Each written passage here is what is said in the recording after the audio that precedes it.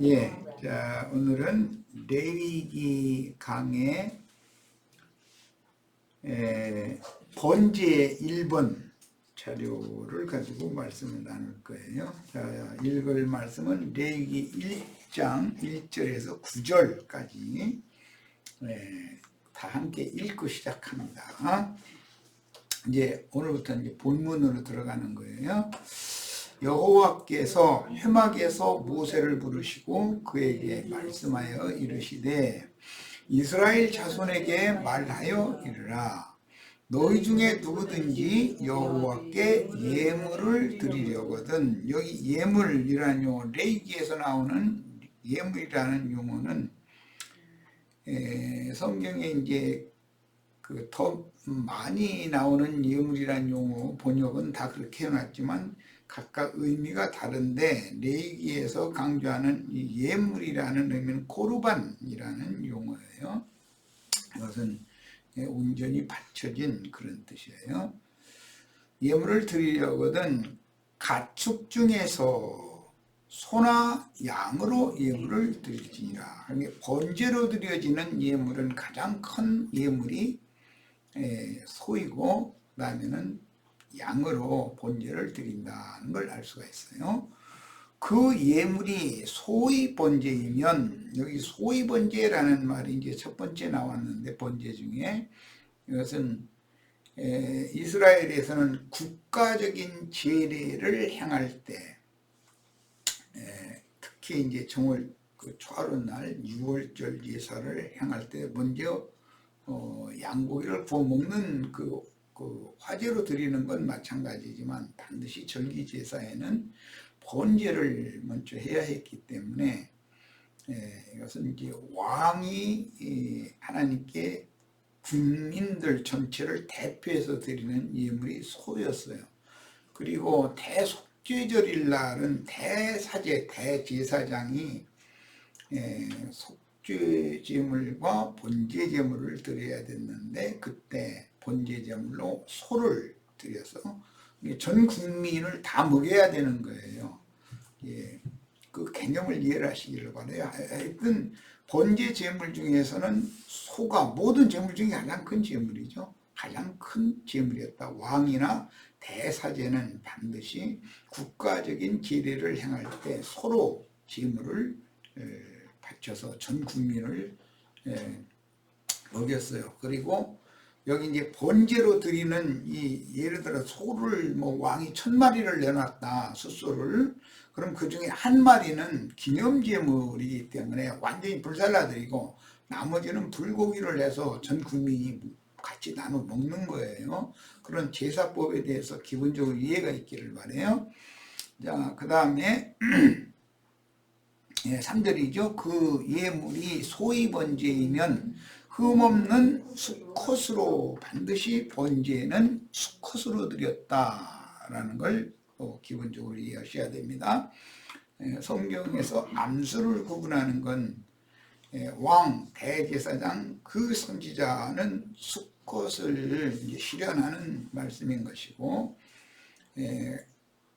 신약 시대에는 이제 예수님을 말하는 것이고 사도들, 증인들을 상징하는 말이죠. 교회 모임에서는 인도자죠.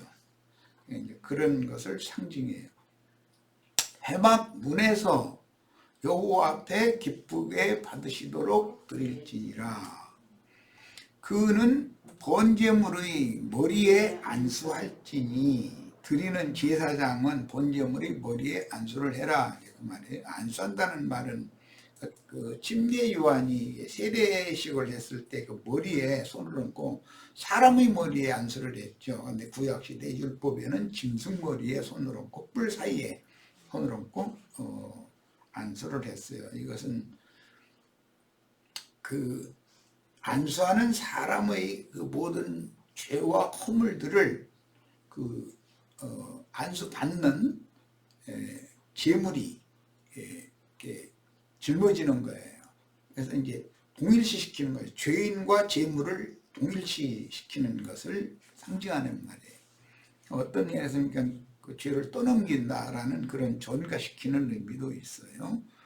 자, 그 다음에 그를 위하여 기쁘게 받으심이 되어 그를 위하여 속죄가 될 것이라. 번제를 하는 목적은 속죄를 받는 것이 목적이다라는 것을 알 수가 있어요. 그는 여호와 앞에서 그 숫송아지를 잡을 것이요, 아론의 자손 제사장들은 그 피를 가져다가 회막문 앞 제단 사방에 뿌릴 것이며, 이 제단에 뿌려진 피의 제물은 먹을 수가 있다라는 걸 지난번에 말씀드렸고, 먹어야 된다는 걸 말씀드렸고, 그 다음에 성소 안으로 가지고 들어가는 그 피, 그것은 완전히 불살려야 되는 거였었어요. 그러니까 기념제물로 드려진다라는 것은 온전한 번제로 드려야 됐기 때문에 그건 사람이 먹을 수가 없었어요. 그리고 이제 기념제물이 아닌 똑같은 제물로 드려진 거지만 여러 마리가 드려질 수가 있으니까 전 국민이 모여서 그걸 다 먹어야 되니까 많은 소를 잡아야 되겠죠. 자, 그 다음에 소고기, 양고기, 염소고기 그냥 마음껏 먹는 거지 뭐. 절기제사 때 같으면 매년제 때나 절기제사 때는 전 국민이 모여서 7일 동안을 그걸 이제 먹어야 되고 잔치를 했어야 됐어요. 자, 그 다음에 그는 또 그 번제물의 가죽을 벗기고 각을 뜰 것이요. 그랬어요. 번제물이라는 것은 특징이 가죽이 벗겨진다라는 것인데, 여기 말하는 번제제물은 기본적으로 예수님을 말하는 거예요. 예수님의 그 겉옷을 또 속옷까지 완전히 벗기고 이제 십자가에 못 박았는데, 그것은 여기 가죽을 벗기는 것에서 유래된 거예요.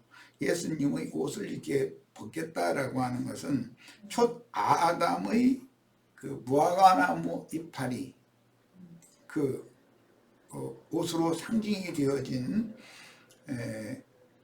옛사람의 육신의 행위들, 그것을 육체를 다 이제 제거시키는 것을 의미하는 것으로서 선지자들은 이 짐승의 가죽을 벗기는 이야기를 마음가죽을 이렇게 베어내는 할례와 연결시켜서 설명을 했어요. 자, 그러니까 그 옛사람은 인자 예수와 함께 죽임을 당해야 되고, 그 옛사람과 그 행위를 벗는 거예요. 그리고 이제 번제나 속죄제나 이런 모든 제사가 하나님 앞에 이제 연락이 되면, 구약 시대에는 이제 5가지 기본 제사가 있었지만, 그건 예수의 몸을 단 한 번 드림으로 모든 제사를 다 완성하는 거기 때문에 그걸 적용을 또 잘 하셔야 되겠어요. 가죽을 벗기는 것은 제사장의 몫으로 주기 위한 거니까, 이것은 아담이 무화과나무 잎으로 치마를 해서 입었다고 그랬는데, 하나님은 그걸 벗기고 짐승을 잡아서 짐승 가죽으로 옷을 해서 입힌 거예요. 이것이 최초의 번제 제사에 대한 하나의 표상이 된 것이죠. 하나님이 이것을 지시를 한 거죠. 이거를 아벨은 이제 계시를 받아서 깨달았기 때문에 양의 첫 새끼와 그 기름으로 이제 제사를 했다 그랬는데, 이것이 번제에 대한 기원이 된 거예요. 자, 그 다음에 그래서 이제 구약 시대에는 선지자들 모두 나는 천하고 미천한 사람이다, 하나님 앞에 나는 죄가 가득한 사람이다 라는 것을 백성들 앞에 보이기 위해서 짐승 가죽의 털옷을 입었었어요. 그런데 이제 왕궁에서 호의호식하는 그런 왕들은 그 부드러운 옷, 그 세마포로 거기다 이제 색깔을 넣어가지고, 특히 자색이죠, 이걸 넣어가지고 부드러운 옷을 이제 왕들은 입었다는 거예요. 이런 거에 대해서, 옷 입는 거에 대해서는 오늘 뭐 다 말할 수는 없지만, 어쨌든 성경이 말하는 짐승 가죽을 벗겨가지고 제사장이 그것을 자기 몫으로 받는 것은 새 옷을 반드시 입어야 된다. 옛사람은 벗겨짐을 당해야 되고 새 사람으로 옷을 입는다. 그걸 구속이라고 그러죠. 구속이라는 말은 새 옷으로 덮어준다는 뜻이에요. 가려준다 그런 뜻이니까. 그 다음에 각을 뜬다라는 것은 이제 오각을 뜨는 거예요. 머리 부분 자르고 사지를 또 갈라내는 거죠. 그 다음에 제사장 아론의 자손들은 제단 위에 불을 붙이고, 여기 제단 위에 불이 있고 제단 아래 불이라는 말이 나오는데, 제단 위에 불은 숯불을 말하는 거예요. 제단 아래 불은 나무 장작에 불이 타는 상태를 말하는 거예요. 그런데 나답과 아비후는 숯불, 제단 위에 불을 갖다가 금제단의 그 숯불로 이렇게 사용을 해야 되는데, 그 독주에 취해가지고 정신없이 그 마당 땅에서 장작불로 타오르는 그냥 그 불을 대충 이게 갖다가 바쳤다는 것 아니에요. 그것 때문에 죽였다는 거잖아요. 이런 것도 잘 이해가 있기를 바라요. 그 다음에 불 위에 나무를 벌려놔라 이랬는데, 이것은 제단 아래 불 위에는 그물, 놋그물이 있고 놋그물에는 숯을 올려놓도록 돼 있었다. 실제로 제물을 태우는 것은 숯불에 의해서 타는 것인데, 그 불의 근원은 제단 아래의 불에서 시작이 된 거죠. 그러니까 옛사람 그 육체가 하나님의 심판을 받지 않으면 하나님께 그 속사람 영혼이 연락될 수가 없다. 이제 이런 것을 상징하는 말인 거예요. 그 다음에 내장과 정강이를 물로 씻을 것이요. 내장이라는 건 뭐 가룟유다 얘기, 뭐 창자가 흘러나와서 모든 사람들이 보였다. 우리의 그 겉으로는 그 위선의 옷을 입고 뭐 알록달록한 색동 뭐 한복 예쁘게 입고 이렇게 다닐 수도 있고, 넥타이 멋있게 매고 뭐 양복 입고 이러고 다닐 수 있지만, 하나님은 그 외모를 보시지 않는다는 거죠. 사람의 중심 내부를 보기 때문에. 그런데 사람의 내면 속에는 욕심이라는 것이 가득해가지고 이제 그게 이제 배를 섬긴다 그러는데, 배설물이 가득 들어있는 거죠. 그런데 그 배설물 중에는 이제 교계의 자칭 레위인 제사장을 자처하는 사람들의 배설물 중에는 바울이 사울일 때 가말리엘의 문화생으로서 배운 신학 교리가 아주 그 사람을 아주 그냥 자기는 배부른 자고 부한자인 것로 착각을 하도록, 부자 청년 이야기도 있죠. 그런 사람들이 다 이렇게 유대교의 그 조직신학 교리가 그 속에 가득 들어있는 거예요. 그러니까는 주님의 말씀이 들어갈 틈이 없는 거예요. 그 속에 그런 거니까 창자 속에 그게 가득 채워져 있기 때문에, 이제 이런 것 때문에 창자를 당연히 다 긁어내 가지고, 창자를 긁어내려면 거기 이제 장부, 뭐 간이니 콩팥이니 뭐 등등 폐이니 이런 것들이 전부 다 있겠죠. 심장 이런 거. 그런데 간과 콩팥에 기름이 끼어 있으면 이제 반드시 그 기름을 다 걷어내야 돼요. 그리고 그 창자는 전부 이렇게 칼로 이렇게 쭉 밀어가지고 까 뒤집어 버리고, 거기는 배설물 싹 버려버리고, 하고서는 이제 소금 쳐가지고 치대서 이거 이제 깨끗이 닦아야죠. 창자의 그 돌기에 묻어 있는 모든 배설물 기운이 남아 있으면 안 되기 때문에, 그래서 이런 것들을 전체를 다 내장에 속한 것들은 전체를 다 번제단에 올려놓고 불사르는 거예요. 그러니까 그 내장, 장부, 창자까지, 그 다음에 그 배설물, 똥까지 전부 다 불살려야 된다는 거예요. 그러니까 옛사람과 그 행위에 속한 것은 어느 거 한 가지라도 하나님이 받으실 수 있는 게 없다. 다은 진노의 대상이고 심판받아야 된다. 그런 걸 보여주는 거예요. 자, 그 다음에 기름을 그 머리와 뜬 각과 머리와 기름을 제단의 불에 벌려놔라. 숯불 위에는 놋금을 위에는 또 이제 그 석쇠가 있기 때문에 거기다 이렇게 올려놓는 거죠. 자, 그러니까 이제 그 제육에다가 내장, 장부, 모든 장부, 기름, 이런 것들을 똥, 이런 거 다 그냥 한꺼번에 그냥 걸쳐놓고 나서는 완전히 싹 태우는 거예요. 그 하나님은 이제 그 냄새를 하늘에서 흠양하신다 그러는데,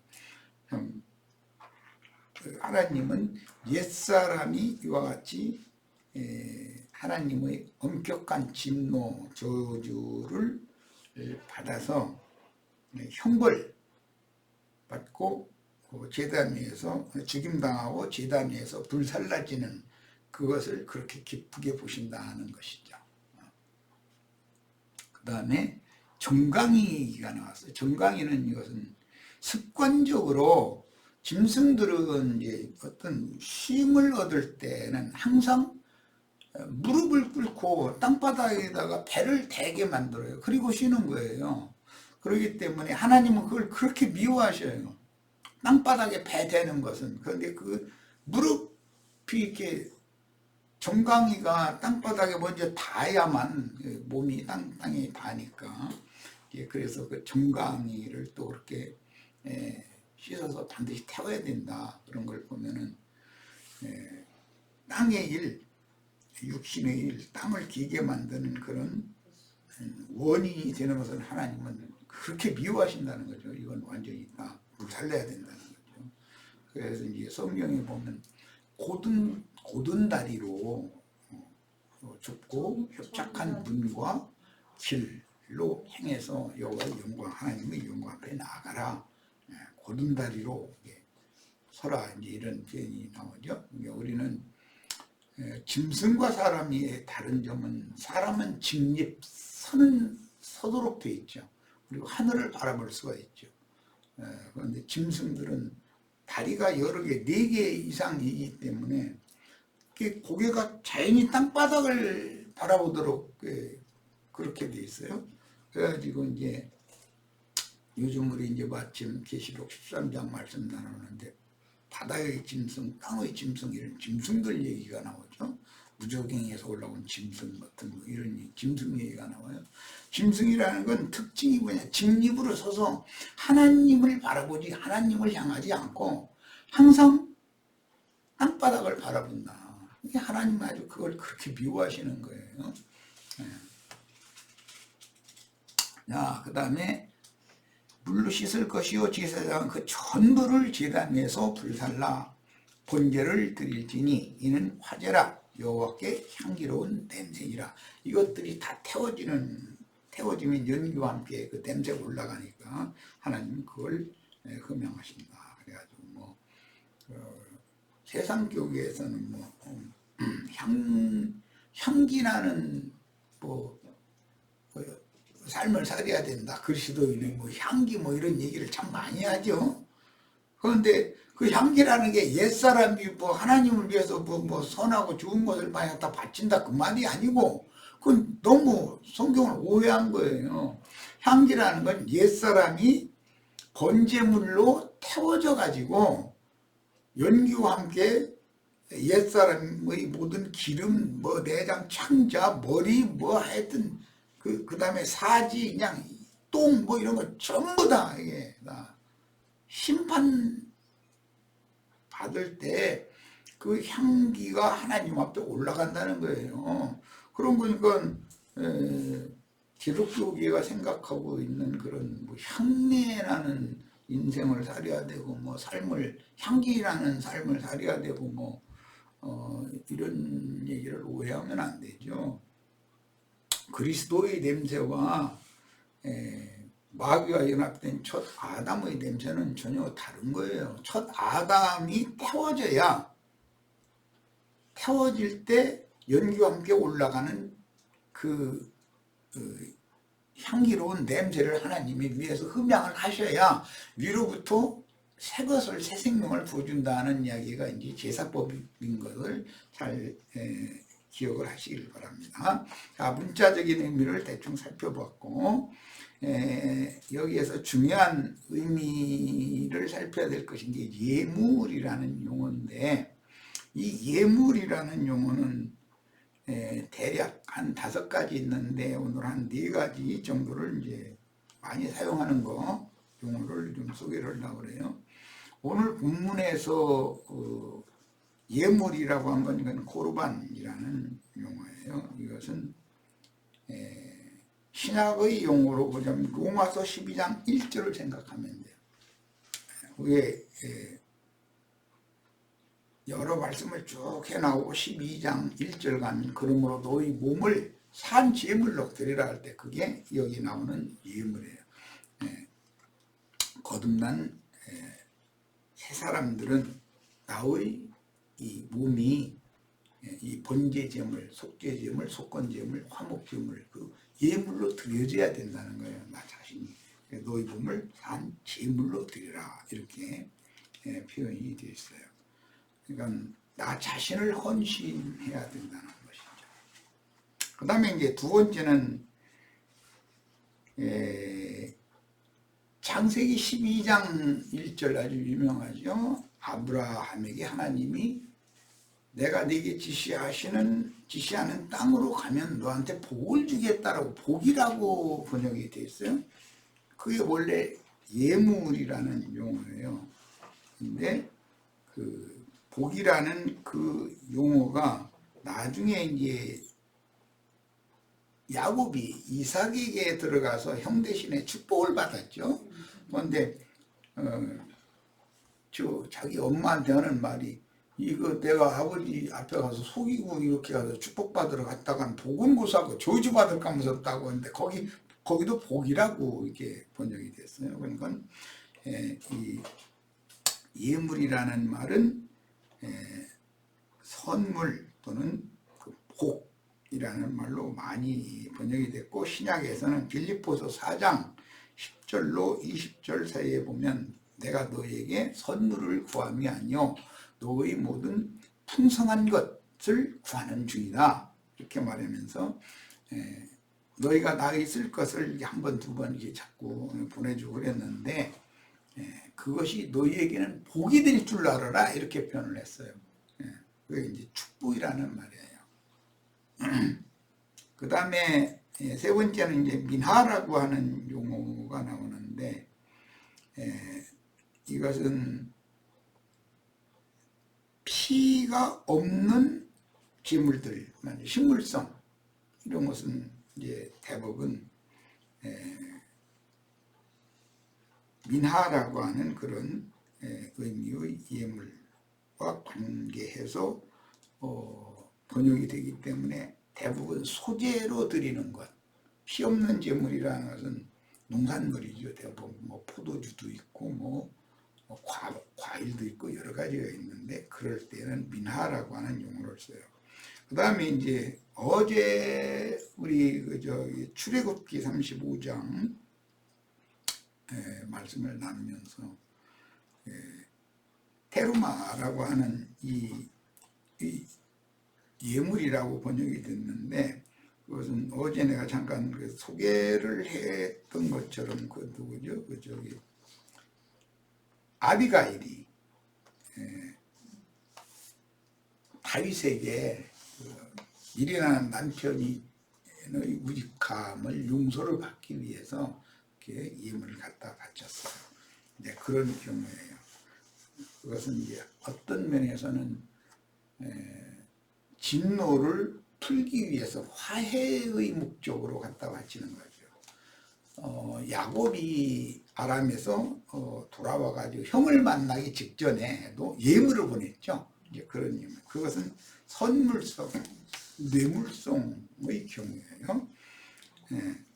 그러니까 이제 성경에는 이 예물이라는 용어가 하도 많기 때문에 근데 단지 이제 그래서 강조하고자 하는 것은 돈으로 갖다가 예배당에다가 뭐 헌금 내는 것을 그걸 예물이라는 개념을 자꾸 심어놓고 있는데 성경의 율법에는 돈으로 제사장한테 뭘 갖다 이렇게 내는 그런 것을 예물이라고 하지 않았어요. 헌금함이 다 있었어요. 그래서 헌금함에다 돈을 넣지만 그걸 예물이라고 그렇게 부르지는 않았다는 거죠. 이런 점이 있어서 꼭 그 인식이 새로워지시기를 바라고, 성막을 건축하기 위하여 금은 뭐 동, 또 다른 어떤 뭐 그 많은 물품을 갖다 냈을 때 주로 그 테루마라는 용어는 성막이나 성막 내부의 그 기구를 만드는 재료로 백성들이 가지고 있던 것들을 갖다 낸 건데, 그건 원래 애굽에서 가지고 나온 거예요. 그게 그걸 낸 거예요. 그것을 신약에서는 너희에게 그 보물이 있는 곳은 너희 마음도 있다. 그건 전부 물품이라는 것을 꼭 이해하시면, 그건 돈이 아니에요. 성전 건축을 위해 드리는 건 물품이었었어요. 그래서 그것을 누가복음 21장 5절에 보면 어떤 사람들이 성전을 가리켜 그 미석과 헌물로 꾸민 것을 예수님께 이렇게 지적을 해가면서 말을 했다는 거예요. 그런데 그 헌물이라고 번역이 돼서 신약에서는 그것은 물품인 것이지 돈이 아니다. 그걸 꼭 이해를 하시기를 바랍니다. 자, 그 다음에 자료 말씀은 이제 더 나아가겠습니다. 레위기는 BC 1490년경에 이제 출애굽을 하던 해를 그렇게 이제 학자들이 그렇게 계산을 한 거죠. 출애굽한 다음에 정월 초하루, 즉 성막이 완공된 후에 출애굽기 40장 마무리가 된 후에 레위기 1장 1절로 이어진다 그 말이에요. 시내산에 이제 이스라엘이 머물었는데 약 11개월, 대략 한 1년 동안 시내산에 머물렀죠. 그 기간에 하나님을 경배하는 법을 기록을 했는데, 하나님 앞에 죄인된 백성들이 나아가려면 반드시 제사법을 알아야 된다. 하나님 앞에 나간다는 것은 제물을 가지고 제사를 하러 나가는 걸로 의미하기 때문에, 성막은 하나님의 거처요, 회막은 하나님과 그 백성이 만나는 장소라는 개념으로서 신약시대에는 모두 다 주님의 교회를, 회막이든 성막이든 주님의 교회를 상징하는 말이었다는 걸 알 수 있어요. 레위기 1장과 5장에는 번제, 소제, 화목제, 속죄제에 대하여 기록을 하셨고, 이건 제사에 대하여 기록하신 거예요. 레위기 6장에서 7장에는 번제 제물, 누가 범죄하면 어떤 제물을 바쳐야 되고, 누가 범죄하면 어떤 제물을 바쳐야 되고, 이제 그 제사하는 방식, 이런 것을 6장, 7장에 반복해서 기록했는데, 거기에서는 이제 순서가 있어요. 번제 제물 드리는 규례가 있고, 소제 제물 드리는 규례, 속죄제 드리는, 그 다음에 속건제 드리는, 화목제 드리는, 이것이 순서적으로 정해져 있어요. 이 레위기의 그 구조에 대해서 기본적으로 큰 틀을 이해하시기 바랍니다. 이런 제사의 근원은 하나님 자신이에요. 하나님이 아담 부부의 그 무화과나무 이파리 옷을 벗기고 짐승 가죽으로 옷을 해입힌 거기에서부터 이제 시작이 된 거니까, 이 제사법의 근원자는 하나님 자신이다 하는 것이고, 거기에 대해서 가인은 계시를 받지 못했고 아벨은 계시를 받았다는 것이죠. 그래서 이제 아벨은 자기가 목축을 한 양의 첫 새끼와 그 기름으로 제사를 했더니 연락이 되었고, 가인은 땅에서 난 좋은 산물로 제사를 했더니 하나님이 그 제물을 받지 않았다 그랬어요. 그 문제 때문에 이제 살인사건으로 이제 번지게 되었죠. 그러니까 당연히 이 모든 제사법의 근원자는 여호와 하나님 자신이다라는 것, 그것을 하나님이 계시로 정해놓으신 제사법을 사람은 그것을 이상으로 깨달아 가지고 하나님이 원하는 제사를 해야 된다는 것이죠. 그것이 레위기를 나누는 목적이에요. 훗날 노아가 홍수 심판을 지나간 후에 새 땅에 정착을 했을 때 노아는 방주에서 까마귀와 비둘기를 사용해서 물이 강한 여부를 알아보고 비둘기가 감람나무 새 잎사귀를 물고 왔을 때 이제 새 땅에 이제 아빕이라는 이제 그런이 거기서 나온 말인데 새 땅에 모든 초식 나무 이런 것들이 새싹이 나는구나 라는 것을 알았다는 거예요. 그거 보고 이제 움이라고 그러죠. 움텄다 이런 말. 이제 그건 우리나라 말이지만 그거 고어기 때문에 잘 아시는 분도 있겠지만 요즘 사람들은 그런 용어를 잘 사용하지 않는데 그 예를 들자면 내가 어릴 때만 해도 무음딸이라는 말이 많이 사용이 됐어요. 그러면 그럼 무슨 뜻이냐?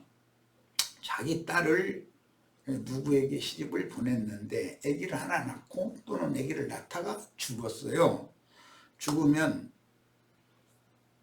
처가댁에서 그 자기의 손자잖아요. 손자가 엄마가 없이 아버지 혼자를 기른다는 건 너무 힘들다는 걸 알기 때문에 자기 사위를 새장가를 자꾸 사람 마땅한 사람 있으니까 중매를 할 거니까 새장가를 들으라 해서 처가댁에서 중매를 오히려 하는 거예요. 그러면은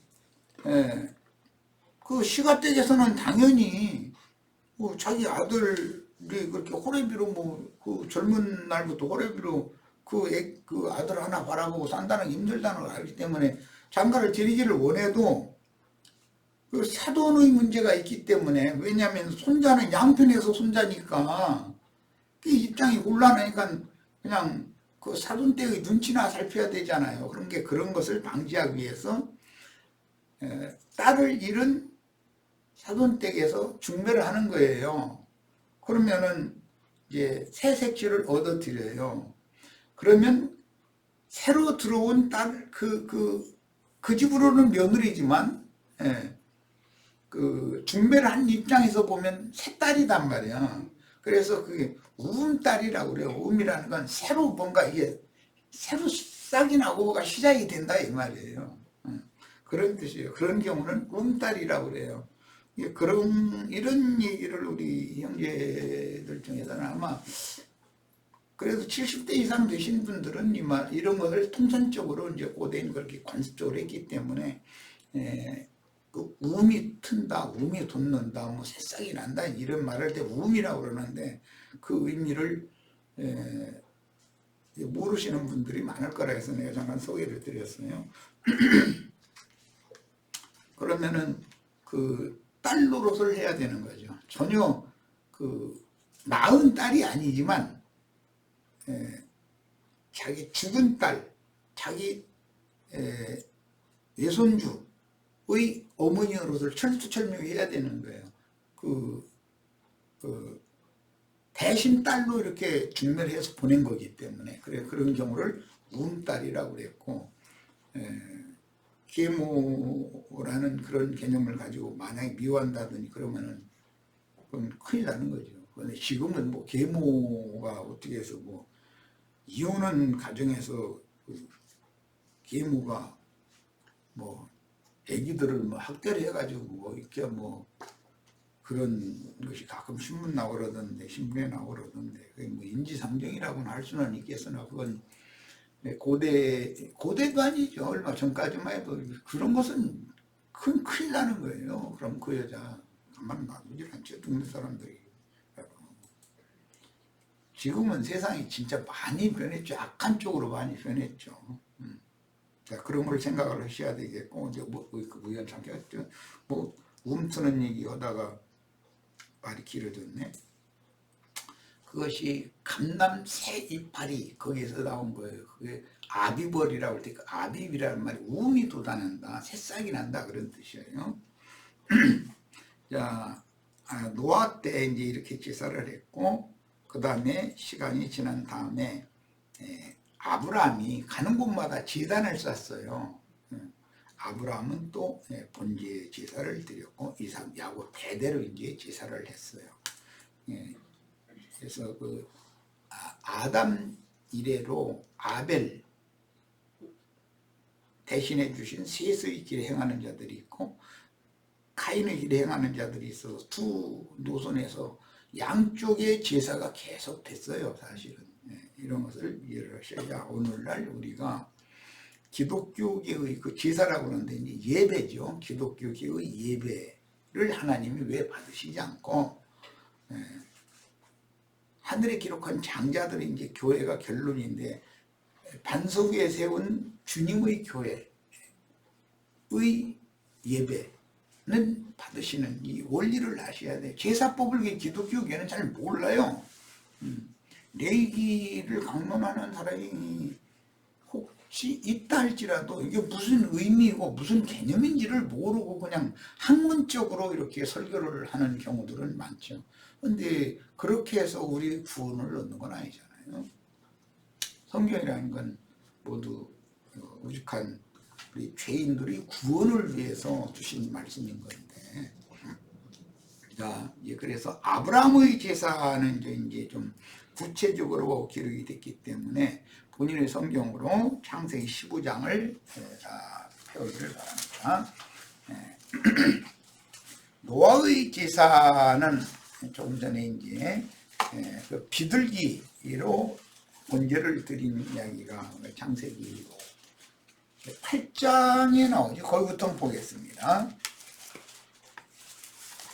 창세기 8장 20절로 22절 사이에 보면은 새 땅에서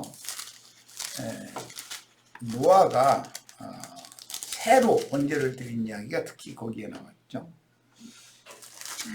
자, 봅니다. 본인의 성경을 다 찾아 읽습니다. 노아가 여호와께 제단을 쌓고 모든 정결한 짐승과 모든 정결한 짐승이라는 희생 생축을 말하는 거예요. 그 방주 안에는 이 정한 짐승이 함께 타고 있었기 때문에 그걸로 제사를 했다는 거예요. 부정한 짐승, 들짐승은 제물로 쓰지를 않죠.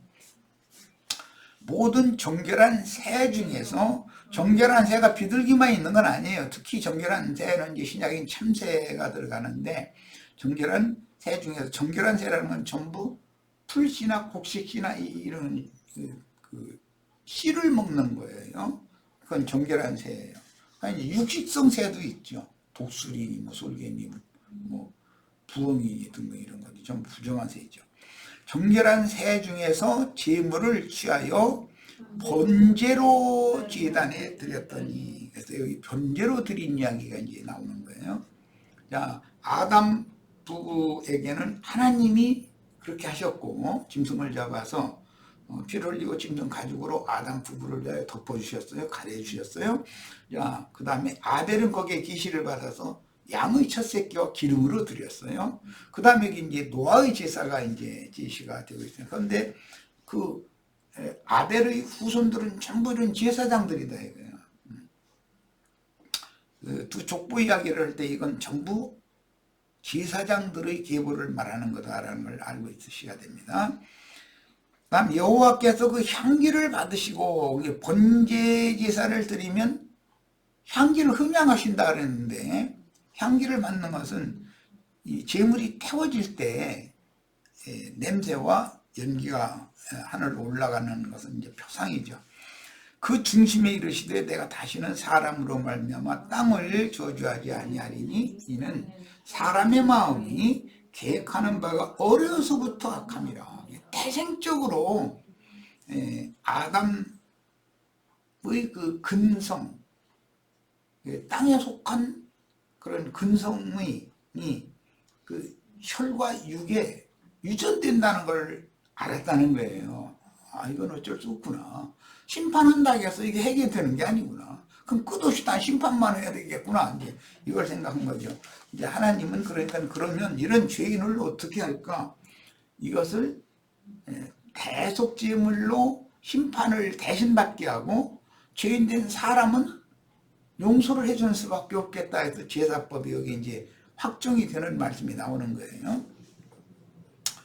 그래서 사람의 마음이 계획하는 바가 어려서부터 악함이라 내가 전에 행한 것 같이 모든 생물을 다시 멸하지 아니하리니. 그게 심판한다고 해결될 게 아니라는 거죠. 하나님은 심판을 목적으로 사람을 창조하는 게 아니니까, 지어놓은 게 아니니까. 땅이 있을 동안에는 심음과 거둠과 추위와 더위와 여름과 겨울과 낮과 밤이 쉬지 아니하리라 그랬어요. 그러니까 이제 여기 말씀에 근거해서 주님은 천지는 없어지겠으나 내 말은 없어지지 아니한다 그랬어요. 땅이 있을 동안에는 이라고 했으니까 땅이 없어지는 때가 오는 거죠. 그럼 처음 하늘과 처음 땅은 없어지고 새 하늘과 새 땅이 와야 되는 얘기가 이제 이게 근거가 된 거였어요. 자, 이번에는 쭉 건너뛰어서 15장, 창세기 15장으로 이제 갑니다. 9절부터 17절을 읽을 거예요. 창세기 15장.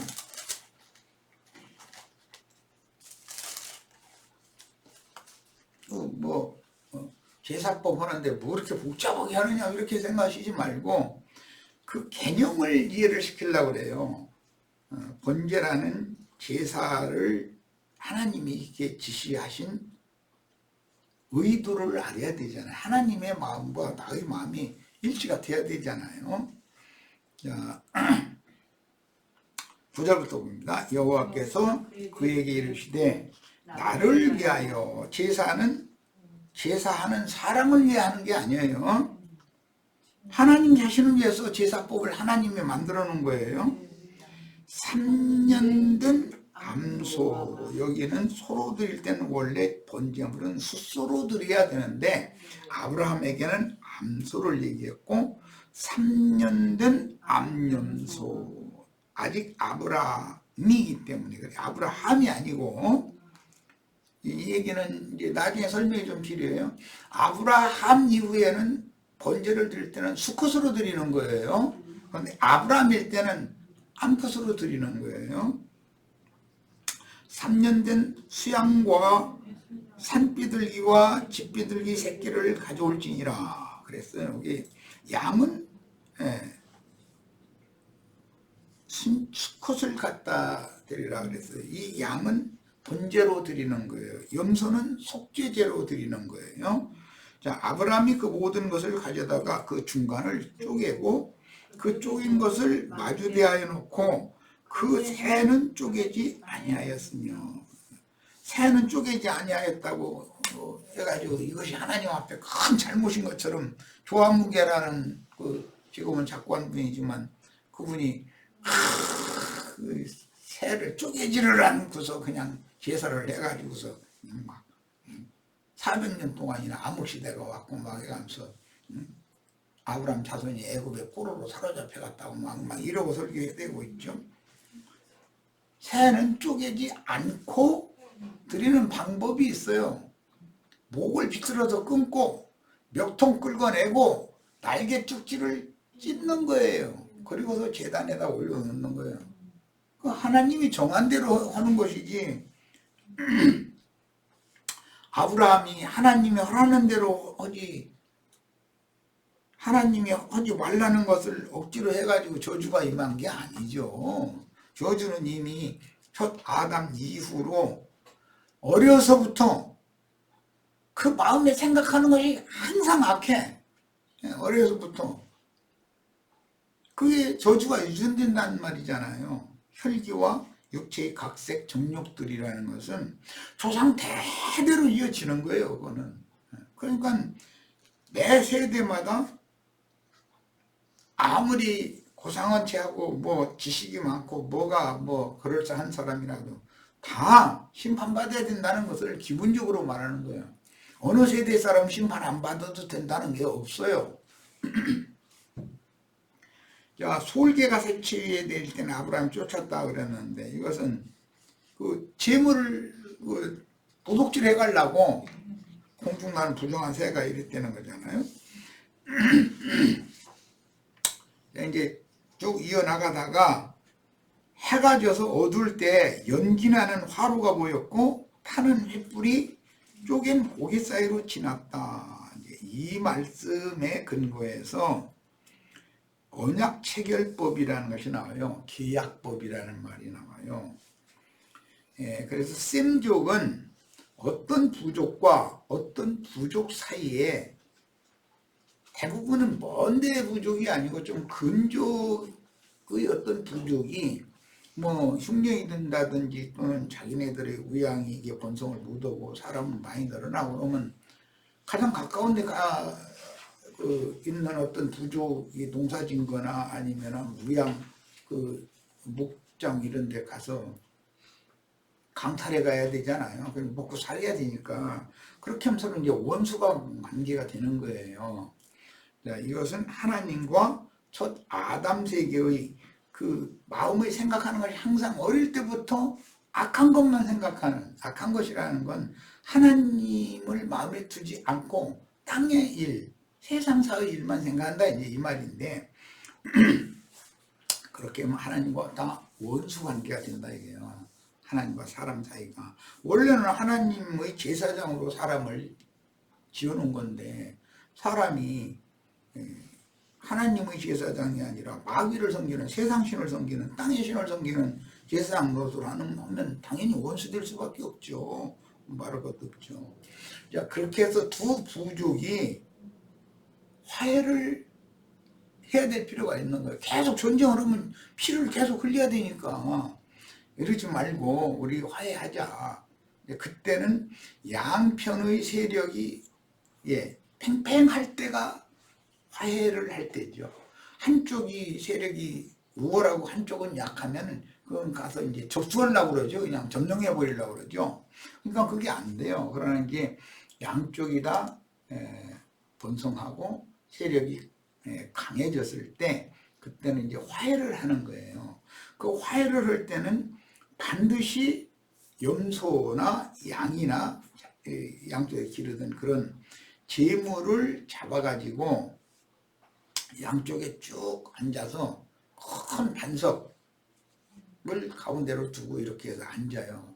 재물을 잡아서 거기에 통으로 불고기를 해가지고 이렇게 쓸어서 양쪽에 먹고 양쪽의 족장의 피와 그 재물의 피를 같이 이렇게 섞어요. 그래가지고 피를 나누는 거예요. 그럼 이제 그래서 우리 앞으로는 전쟁하지 말자. 그리고 이게 잘 지내자 하면은 이제 그 증표로 뭐라 하냐면 족장의 아들과 아니면 족장의 근족의 어떤 아들, 또 상대방의 족장의 딸, 또 근족의 딸을 혼인을 시키는 거예요. 그래서 실제로 피를 섞는 거예요, 이제. 그렇게 하고 서로 통혼의 길이 열리는 거예요. 이런 것을 언약 체결법이라고 그래요. 자, 그런데 그 쪼갠 고기 사이라고 그랬는데 이것은 각을 치면은 칼로 이렇게 딱 갈라낸 그것을 양쪽에다 이렇게 갈라놨다 이 말이기 때문에 그 사이에 하늘이 불이 내려와서 지나간다는 거예요. 하나님이 보증해 준다 이 말이죠.